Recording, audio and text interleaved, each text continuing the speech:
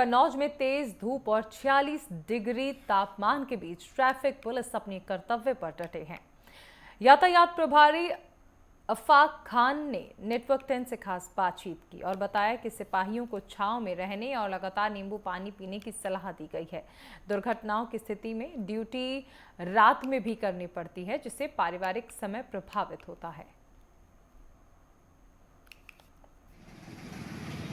बात की जाए सैनिकों की, चाहे वो देश पर बॉर्डर पर सुरक्षा करते हैं उनकी बात करें या धरातल पर काम करने वाले चाहे यूपी पुलिस हो या ट्रैफिक पुलिस हो उनकी बात करें, हर किसी को उनकी भी चिंता करनी चाहिए, क्योंकि जब सैनिक बॉर्डर पर सुरक्षा करता है तो हम लोग सो पाते हैं। तो वही बात करें धरातल की, जब ट्रैफिक पुलिस जब कोई एम्बुलेंस फंसती है उनको जाम से निजात, जब जाम से छुटकारा पाने के लिए जब ट्रैफिक पुलिस वहां पहुंचती है, चाहे वो धूप हो या आंधी हो या बरसात हो, कोई भी मौसम हो, ट्रैफिक पुलिस रोड पर नजर आती है। इसी कारण कई लोगों की जान भी बच पाती है। हमारे साथ मौजूद हैं आफाक खान जी, जो कि ट्रैफिक प्रभारी भी हैं। उनसे बातचीत करेंगे आखिर इन दिनों पर जो गर्मी की जो हीट वेव चल रही है उसमें कैसे वो काम कर रहे हैं। सर, आपका नेटवर्क में बहुत बहुत स्वागत है जी। और जिसका देखा जाए कि इतनी गर्मी में ट्रैफिक पुलिस के सामने क्या क्या चुनौतियां आती है। जी, सबसे पहली बात तो इस वक्त बहुत भीषण गर्मी पड़ रही है।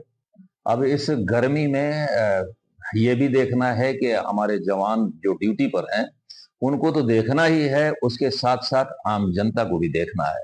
आम जनता को देखने का मतलब ये है कि लोग अगर गाड़ियां रुक जाती हैं, मान लीजिए जो कार से चल रहे हैं उनके लिए तो कोई बात नहीं है, एसी में बैठे हुए हैं, लेकिन जो विदाउट कार के गाड़ियां हैं और उनको धूप में जब रोक दिया जाता है, अगर जाम लग गया, कोई बात हो गई, थोड़ी देर के लिए अगर रुक गया तो आदमी तिलमिला जाता है ऐसी गर्मी में। तो ऐसी गर्मी में सबसे पहली बात यह है, प्राथमिकता यह है कि पब्लिक को जाम से निजात दिलाई कैसे जाए। दूसरी बात है, अपने जवानों को मैं बराबर कहता रहता हूं कि आप लोग पानी का ज्यादातर इस्तेमाल कीजिए और डिहाइड्रेशन से बचना है। और कोई जरूरी नहीं कि नहीं आप धूप में ही खड़े होकर के ड्यूटी करें। ड्यूटी जो है, आप जो है तो विशिल का इस्तेमाल करिए, छाया में खड़े होकर के आप ड्यूटी कर सकते हैं, कोई ऐसी बात नहीं है। तो हम लोग मैनेज कर रहे हैं, कोई ऐसी बात नहीं है। सर, हमारे चैनल के माध्यम से क्या अपील करेंगे लोगों के लिए जो लोग अच्छे नाबालिग बच्चों को स्कूल घुमा देते हैं, बाइक घुमा देते हैं, हाँ, चलाते हैं रोड पर, इससे हाँ। दुर्घटनाएं भी बढ़ती हैं।